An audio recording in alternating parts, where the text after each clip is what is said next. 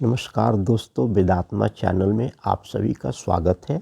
जय श्री राम। आज हम बात करेंगे स्त्री चरित्र और विनाश काले विपरीत बुद्धि पर चर्चा करेंगे कि चाणक्य क्या कहते हैं। तो चलिए बात करते हैं स्त्री चरित्र।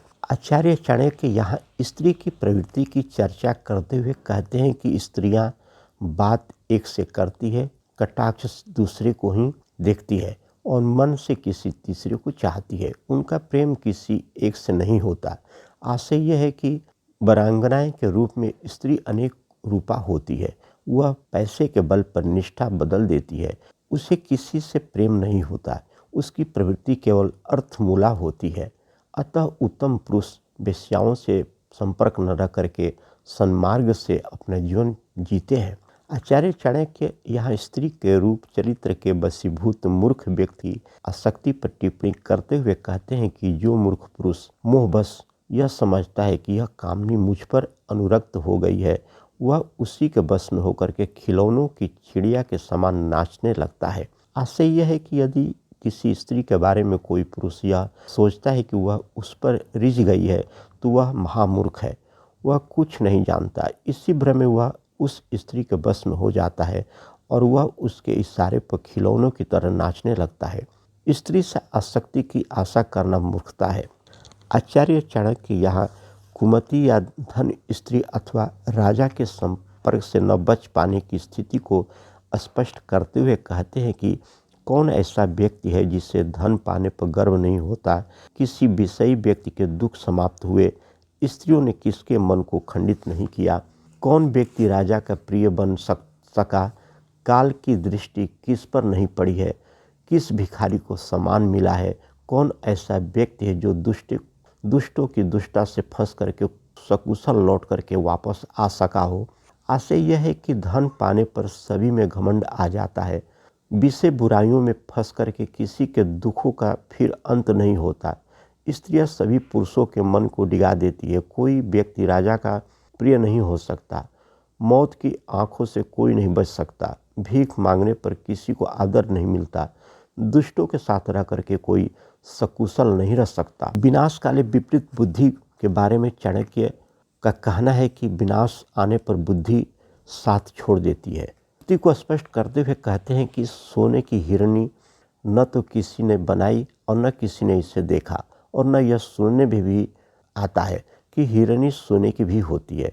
फिर भी रघुनंदन की तृष्णा देखिए। वास्तव में विनाश का समय आने पर बुद्धि विपरीत हो जाती है।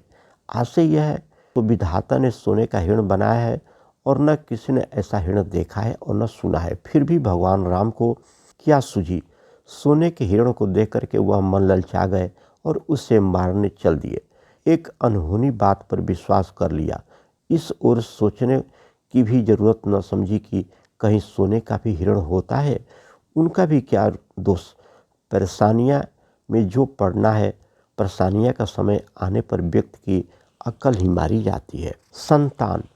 आचार्य चाणक्य संतान के बारे में कहते हैं कि संसार में मुक्ति पाने के लिए न तो हमने परमात्मा के चरणों का ध्यान किया, न स्वर्ग द्वार को पाने के लिए धर्म का संचय किया और न कभी स्वप्न में भी स्त्री के कठोर स्तनों का आलिंगन किया। इस प्रकार हमें जन्म लेकर माँ के यौवन को नष्ट करने के लिए कुल्हाड़े का ही काम किया।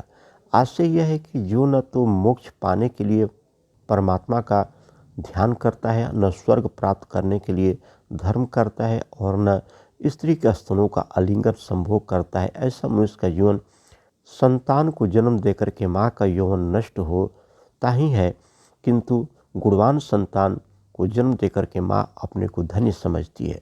इस प्रकार के संतान जो न तो मोक्ष पाने की कोशिश करती है और न धर्म कर्म करती है और न काम भोग करती है, माँ के यौवन को नष्ट करने वाला कुल्हाड़ा ही बनता है। ऐसी संतान को जन्म देकर माँ सुखी नहीं रहती। हंता। महानता के बारे में आचार्य चाणक्य कहते हैं कि गुणों की महत्ता बताते हुए कहते हैं कि गुणों से ही मनुष्य बड़ा बनता है, न कि किसी ऊंचे स्थान पर बैठ जाने पर। राजमहल के शिखर पर बैठ जाने पर भी कौवा गरुड़ नहीं बन सकता। आशय यह है कि व्यक्ति गुण से ही बड़ा होता है।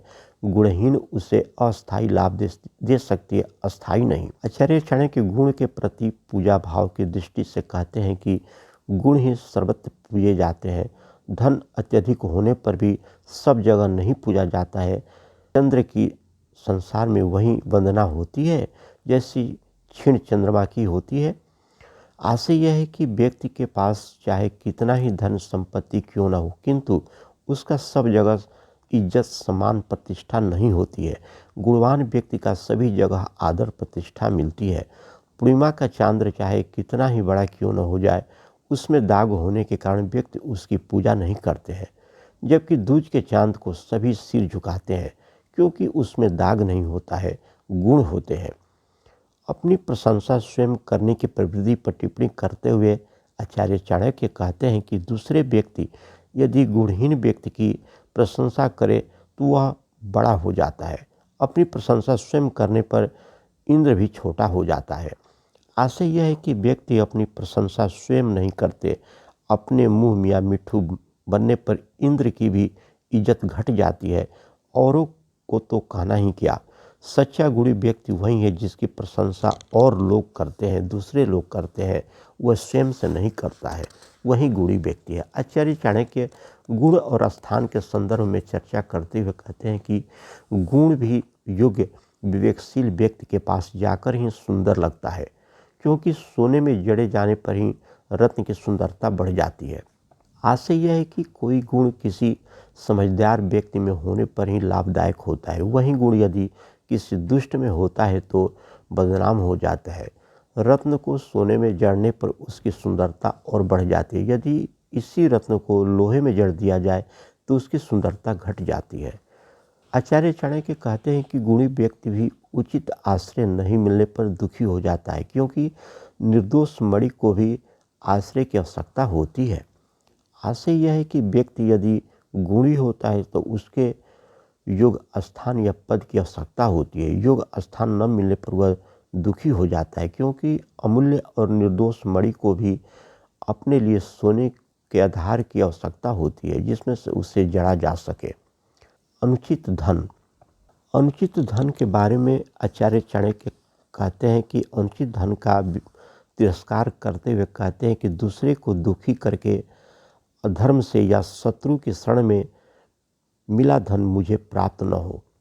आशय यह है कि जो धन किसी को दुखी करके प्राप्त हो, जो चोरी, तस्करी, काला बाजारी आदि अवैध तरीकों से कमाया जाता हो, देश के शत्रु के अर्थात देशद्रोही तरीकों से मिलता हो, तो ऐसा धन लेने की इच्छा नहीं करनी चाहिए। आचार्य चाणक्य कहते हैं कि वधू के घर के अंदर बंद रहने वाली लक्ष्मी क्या काम आती है, और जिस लक्ष्मी का वेश्या के समान सभी भोग करते हैं, ऐसे लक्ष्मी भी किस काम की।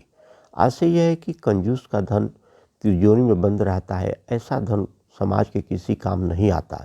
मूर्ख व्यक्ति भी धन का सही उपयोग करना नहीं जानता, उसका धन वेश्या के समान हो जाता है जिसका दुष्ट उचक के लोग ही उपयोग करते हैं।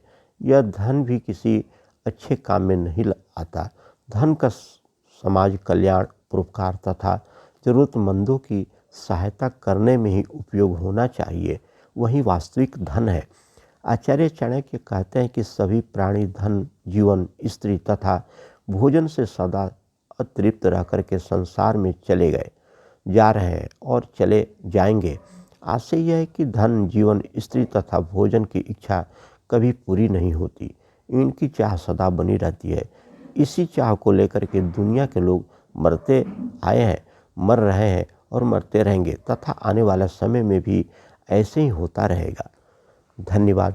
अगर वीडियो अच्छी लगी है तो लाइक, सब्सक्राइब, शेयर जरूर करें दोस्तों। जय श्री राम।